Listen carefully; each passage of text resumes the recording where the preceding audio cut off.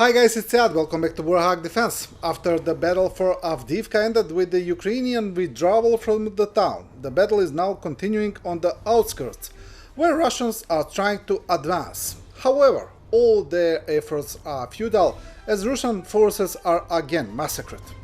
A rare sight in this conflict is the involvement of the US Abrams tanks in the fight, which is unsettling for the Russian armor.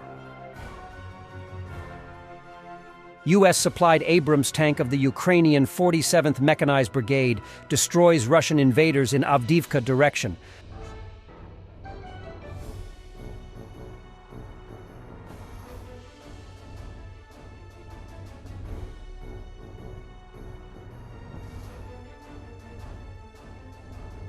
The Russians shoot at a damaged and abandoned Humvee and wonder why the windows don't break.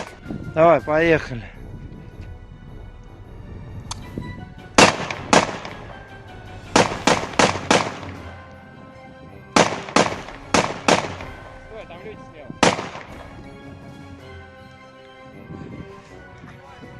Нихуя!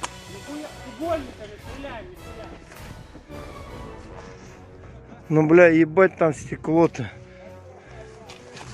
Но я сказал бы еще немножко.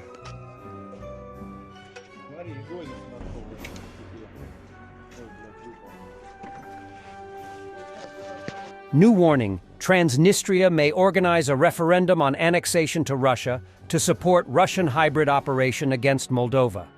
The pro-Russian breakaway region of Transnistria may call for or organize a referendum on Transnistria's annexation to Russia at a recently announced Transnistrian Congress of Deputies planned for February 28th.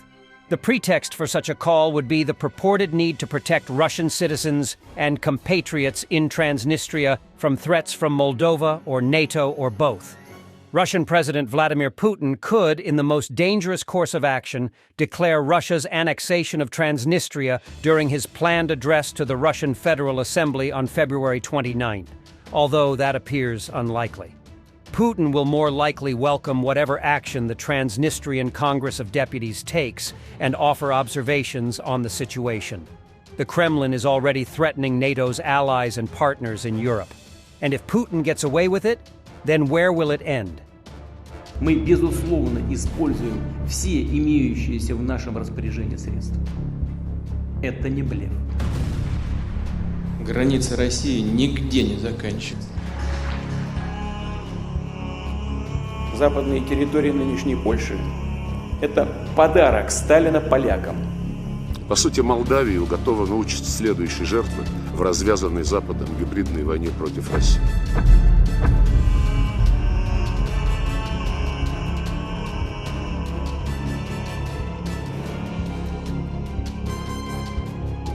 CCTV shows Russian military vehicles crossing the border from Crimea.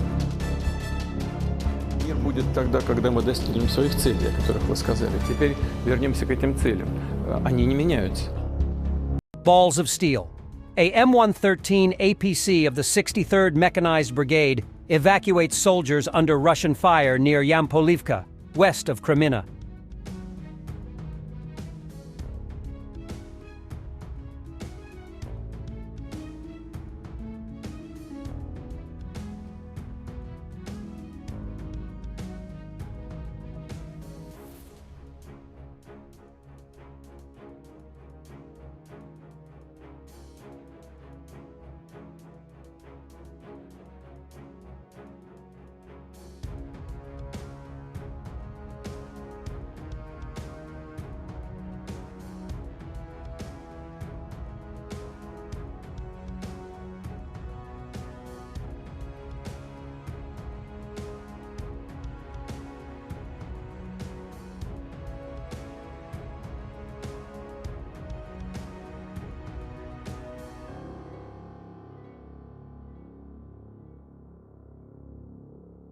Zelensky offered Trump to come to the front line to see the war with his own eyes.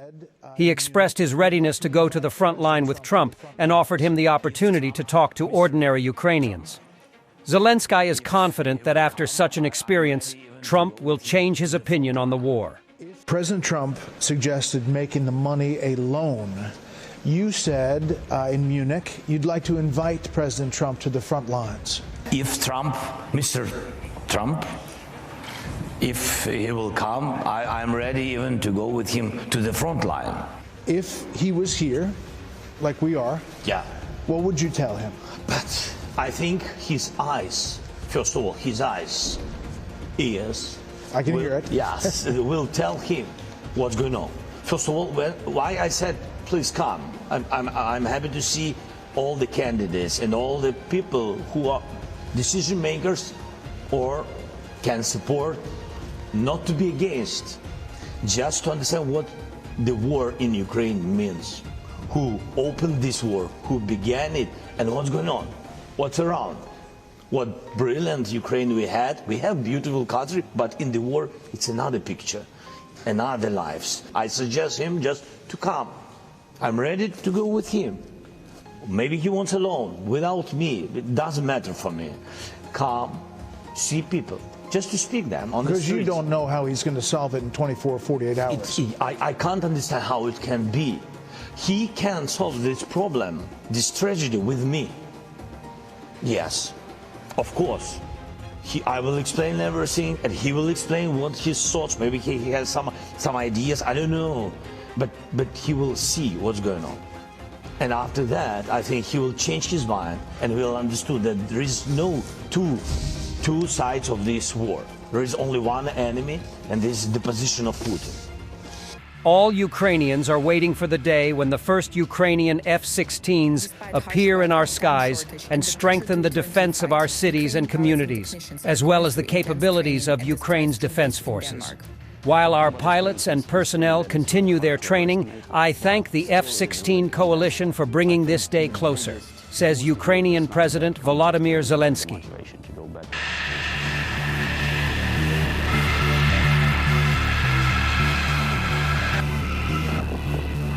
Despite harsh weather, time shortage, and the pressure to return to the fight, Ukrainian pilots and technicians are going through intense training at the Skrydstrup base in Denmark. Well, combat experience is a thing that is really hard to overestimate, but still it is a really condensed program. I think the biggest boost here is not that combat experience, but the motivation to go back and keep fighting. It is really super fun jet to fly. I'm not saying that MiG that I flew before is super boring, but the F-16 is definitely more agile. It feels like the jet wants you to fly it more aggressively. The F-16 is highly complex. Ukraine has never had access to such an advanced system. It's an immense challenge for the technicians who will be responsible for the jet's maintenance. Спочатку, як ми тільки знайомилися з цією системою, вона нам здавалася незрозумілою і нереальною до інтегрування в Україні.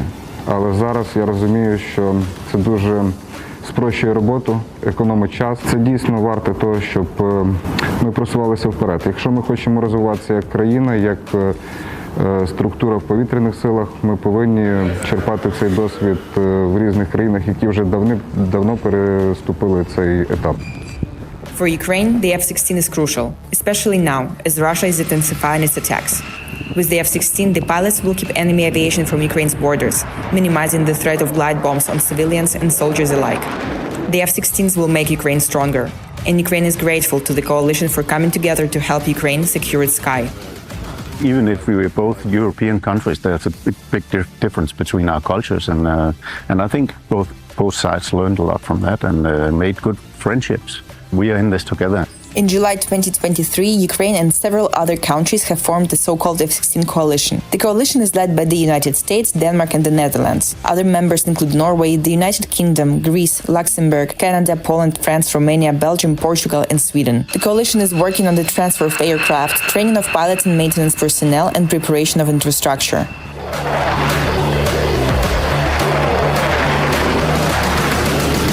Thanks for watching. We hope that we will see more Abrams on the field, because this is a rare opportunity to see how Abrams will go against newest Russian tanks. Stay with Warthog Defense, comment, like, subscribe, become our member, and stay strong. Thanks for watching, and don't forget to subscribe. Also, if you want to support Warthog Defense, please become our member and get early access to new videos, exclusive members-only videos, and become administrator in comment section. The membership link is in the description. Every day. We had a guy last week at 6 rescues in 6 days. You know, he's doing the job every day.